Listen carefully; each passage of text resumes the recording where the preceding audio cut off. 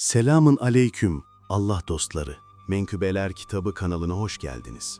Bugün sizlerle gönüllere ibret, kalplere ders olacak bir hikaye yolculuk edeceğiz. Ortağı tarafından dolandırılan Salim'in menkıbesini dinleyecek, açgözlülüğün, hırsın ve adaletin terazisinin nasıl işlendiğini göreceğiz. Hikayemiz bize gösteriyor ki mesele sadece iş yapmak, mal alıp satmak değil. Aynı zamanda helal kazancın önümüze nasıl kapılar açtığı. Bu kıssa sizi zamanın ve mekanın ötesine manevi bir serüvene davet ediyor. Gelin onun yaşadığı sınavlara ve keşif yolculuğuna birlikte eşlik edelim. Hazırsanız Menkıbeler Kitabı'nın yeni sayfası açılıyor.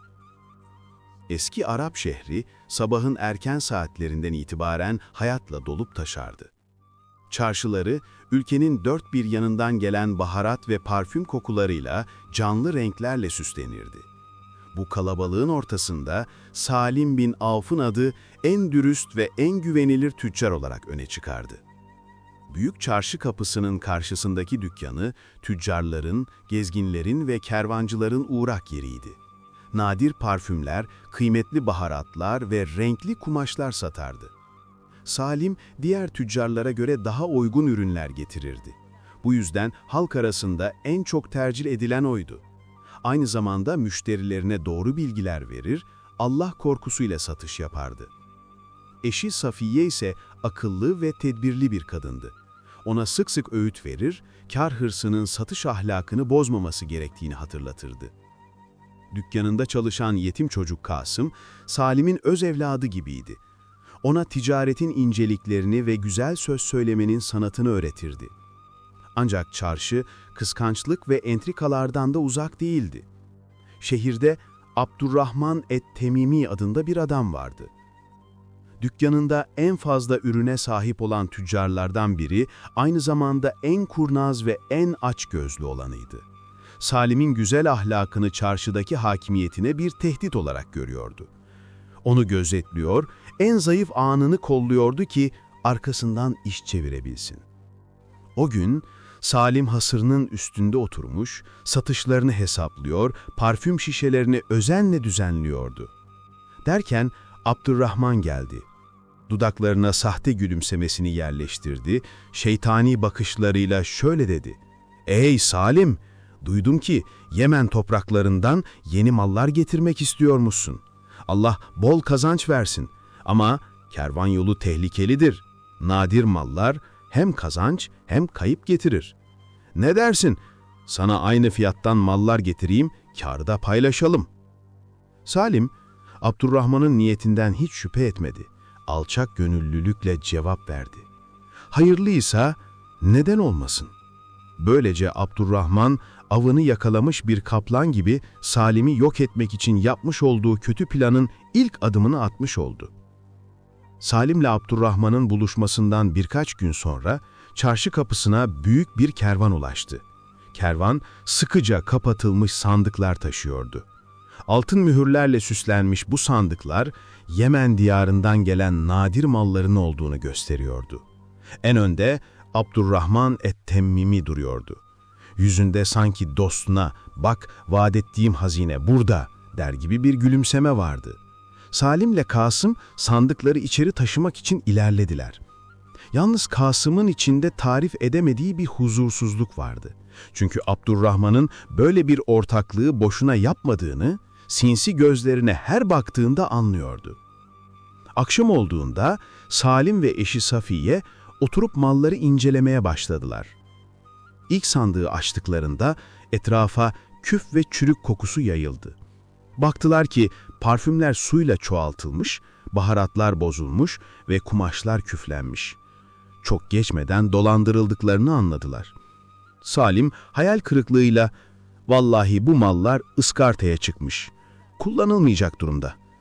Safiye umutsuzca "Ey Salim, bu mallar hem itibarımızı hem de paramızı kaybettirecek," dedi.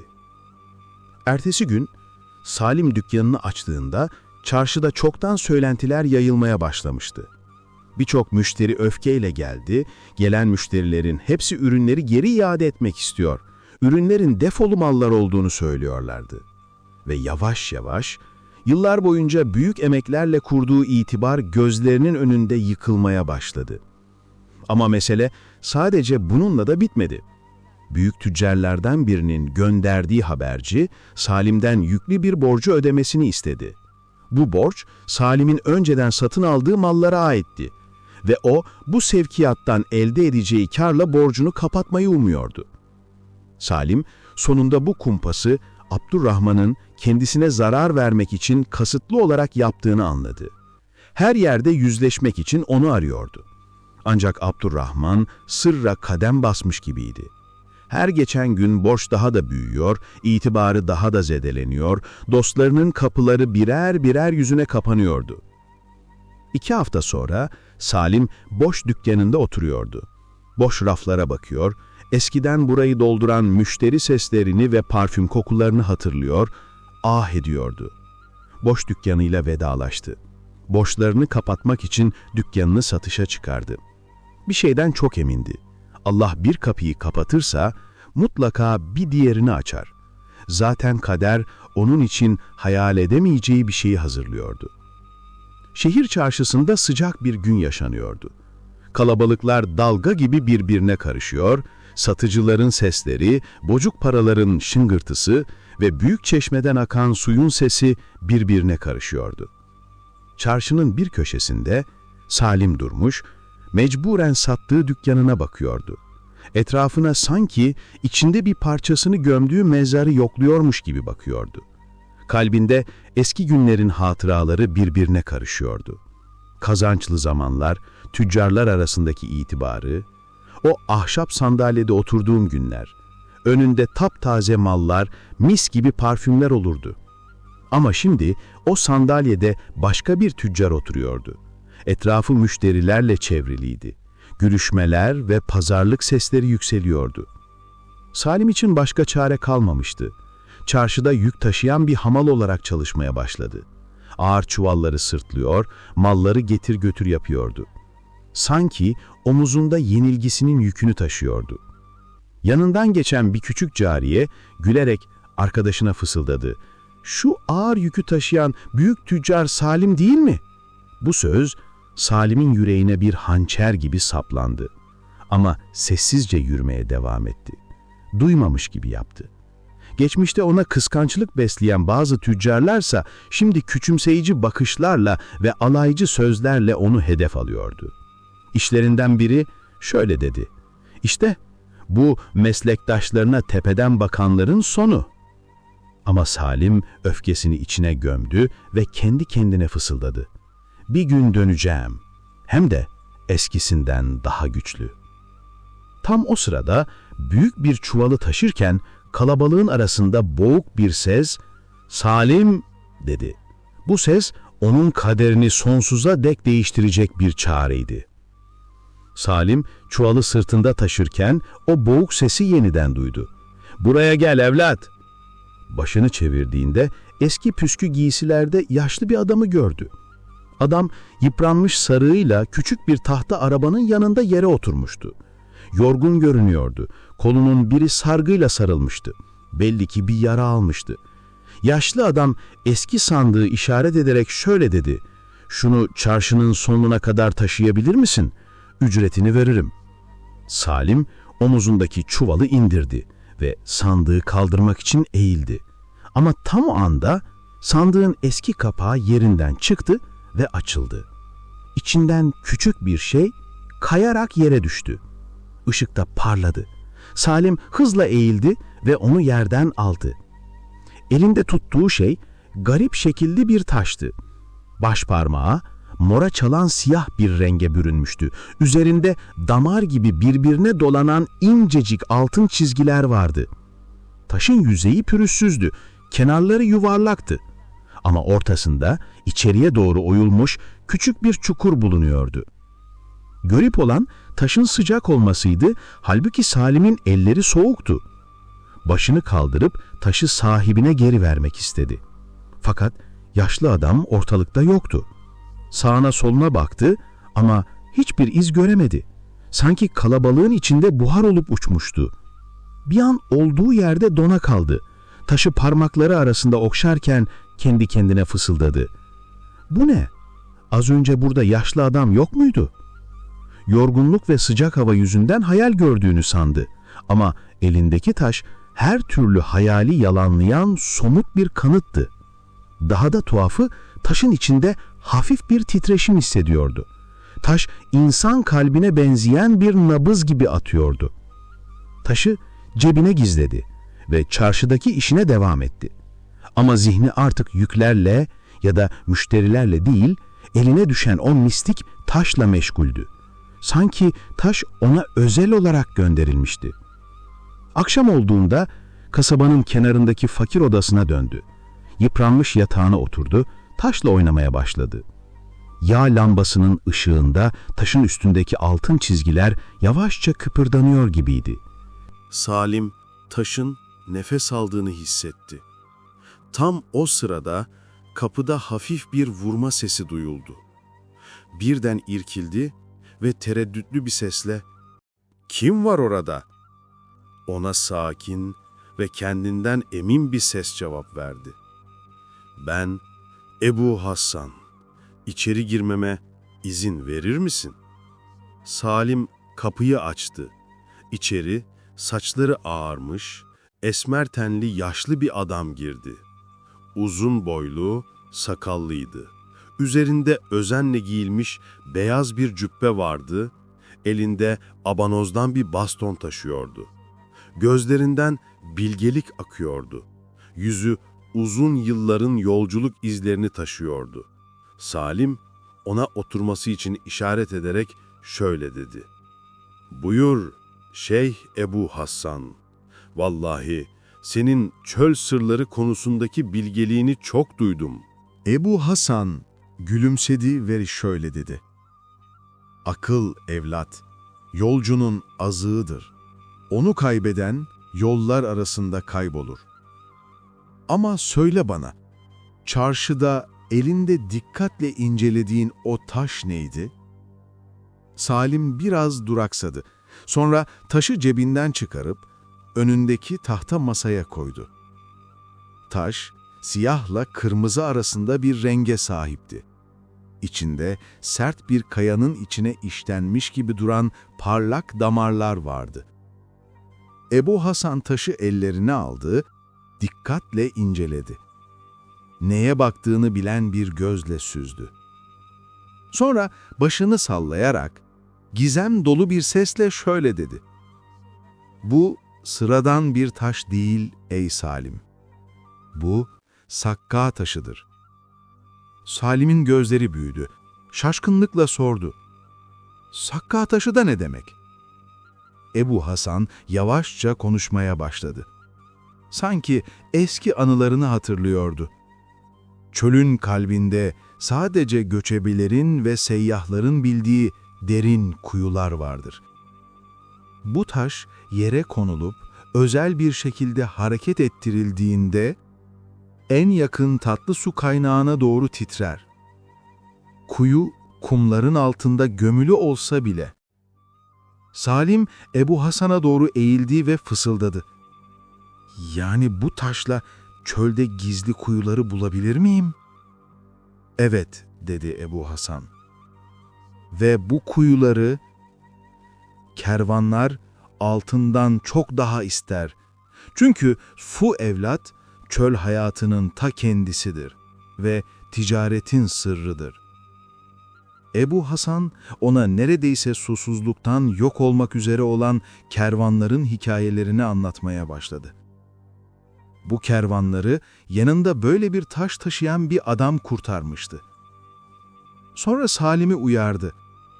Bu taşın sırrını bilen biri onu ele geçirmek ya da zorla almak isteyebilir.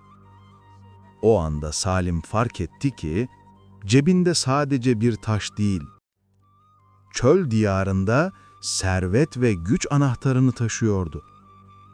Kalbini saran bir heyecan dalgası hissetti. Zihninde yeni bir plan şekillenmeye başladı. Ama biliyordu ki bu plan kolay olmayacaktı.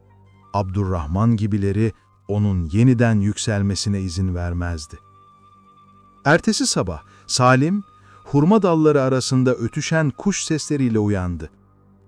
Kalbi yıllardır hissetmediği bir heyecanla atıyordu.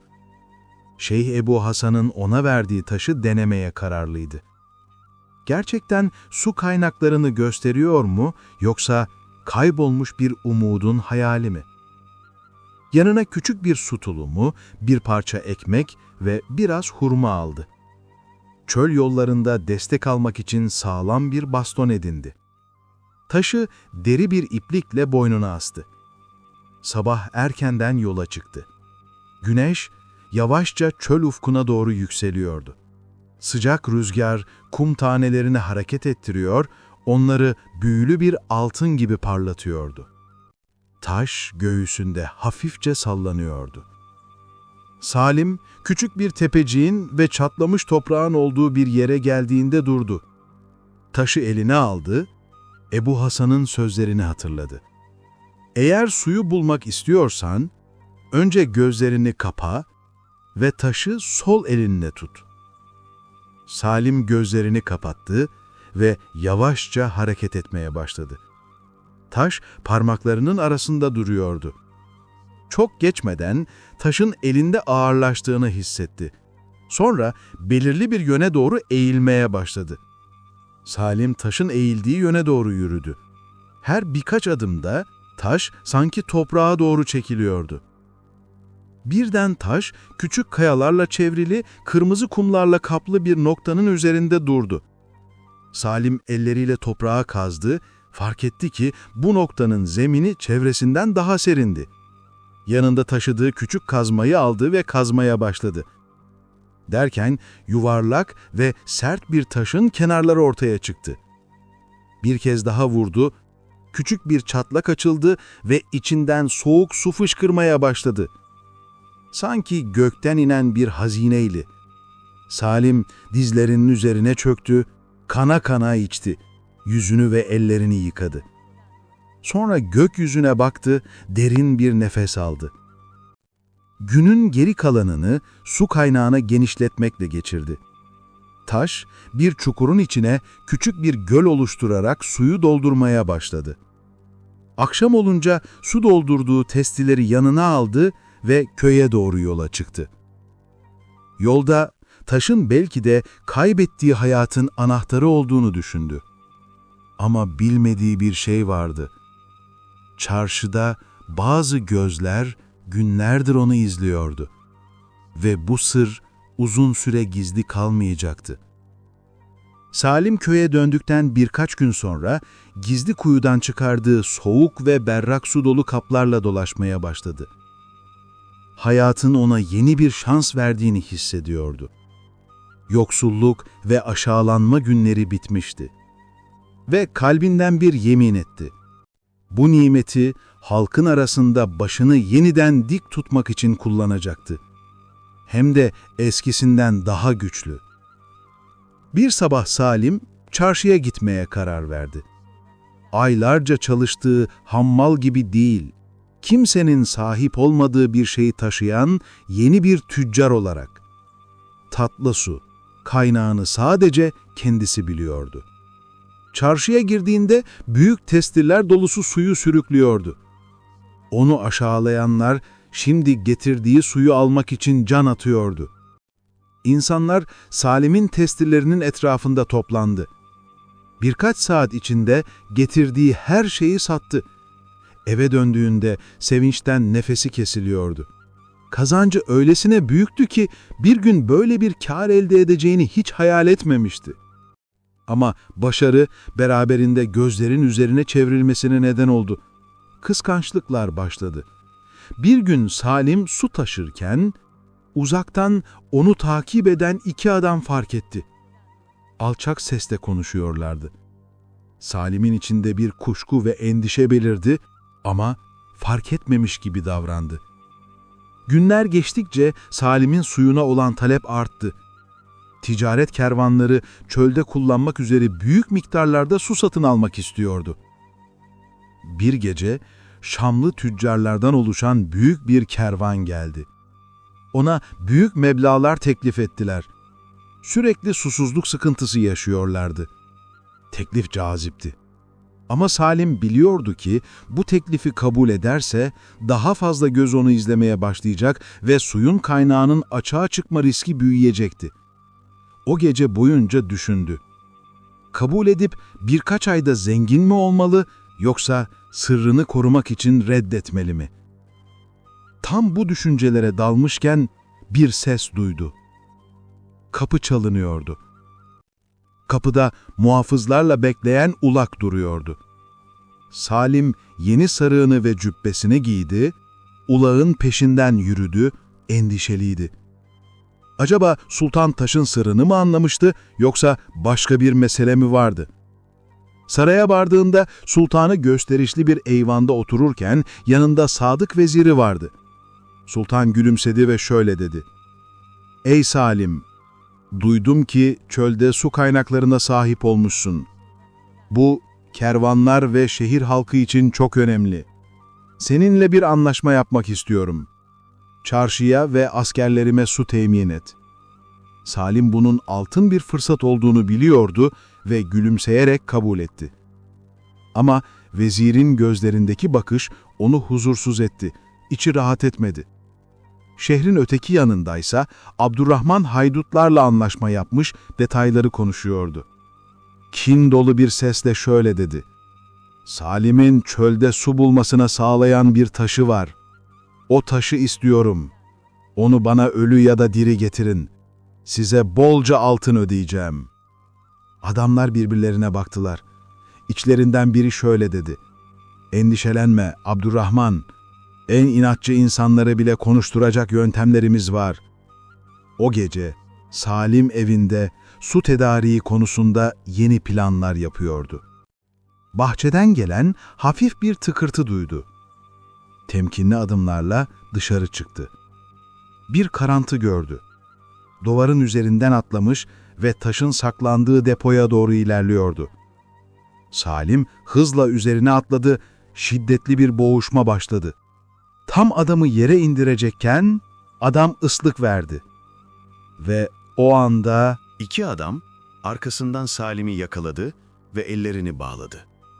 İçlerinden biri alaycı bir gülümsemeyle şöyle dedi: "Bizi gönderen kişi taşın burada saklı olduğunu biliyor." Ama tam aramaya başlayacaklardı ki kılıçların şakırtısı ve hızlı adımların sesi duyuldu. Sultanın muhafızlarından bir birlik olacakları önceden biliyormuş gibi Salim'i kurtarmak için oraya ulaşmıştı. Adamlar karanlıkta dağıldı. İkisi kaçtı, biri yakalandı. Yakalanan adam inatçı bir bakışla tek kelime etmeden sustu. Sanki onu buraya kimin gönderdiğini söylemektense ölmeye razıydı. Salim, Abdurrahman'ın hala pes etmediğini ve sıradaki tuzağın daha da tehlikeli olabileceğini anladı. Karanlık bir gecede ay dağınık bulutların arasından süzülüyor, soğuk çöl rüzgarı kum tanelerini savuruyordu. Sanki karanlıkta dans eden hayaletler gibiydi. Salim ve Kasım otururlarken, Salim, eski bir dostundan gelen bir haber üzerine evinden aceleyle çıktı. Kervan yolundaki eski bir kuyuda buluşması istenmişti. Ama Salim bilmiyordu ki, bu Abdurrahman'ın günlerdir kurduğu bir tuzaktı. Abdurrahman, Salim'in her adımını takip etmiş, yol kenarındaki kayaların ardına silahlı adamlar yerleştirmişti. Salim, sadık dostu Aziz'in adını anımsıyor, cebindeki taşı yokluyor, kalbi sebepsizce hızlı atıyordu.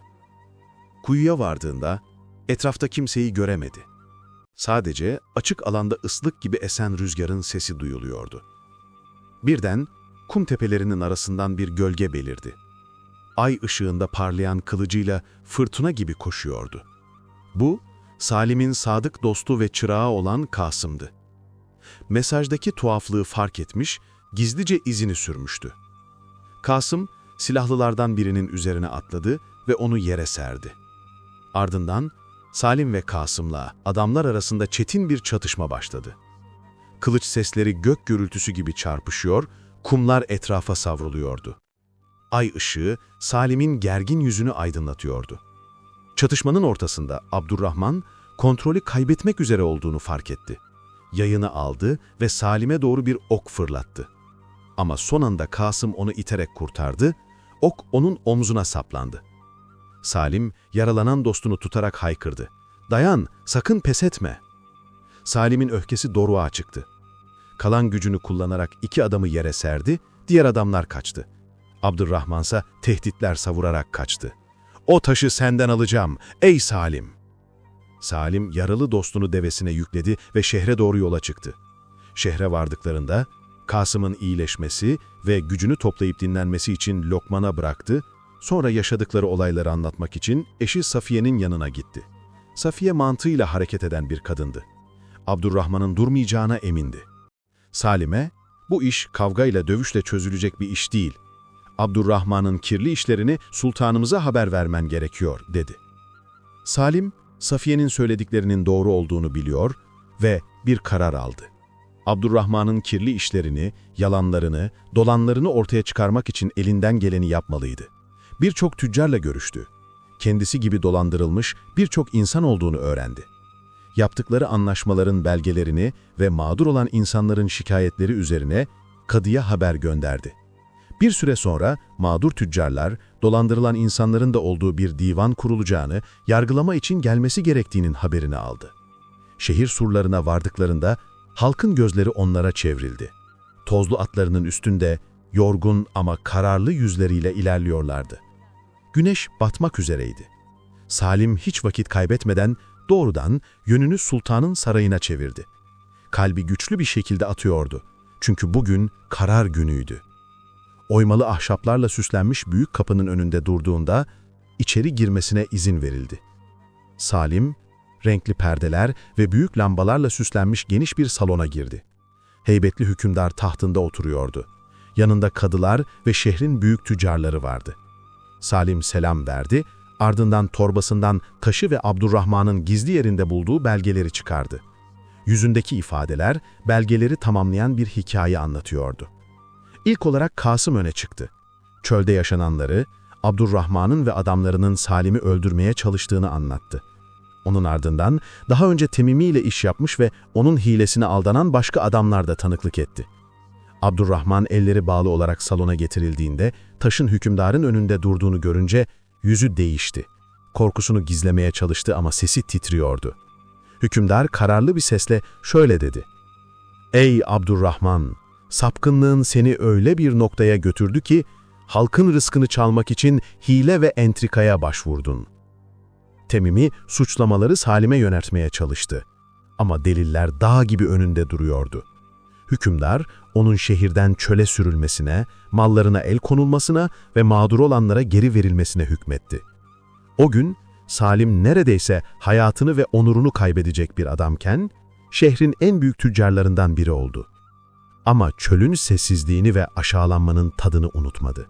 Bu yüzden ticaretteki şiarı şu oldu: önce emanet, sonra kazanç.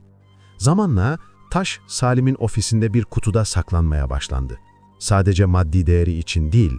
Çünkü o taş, Allah'ın kaderinin, hilekarların tuzaklarından daha büyük olduğunun bir şahidiydi.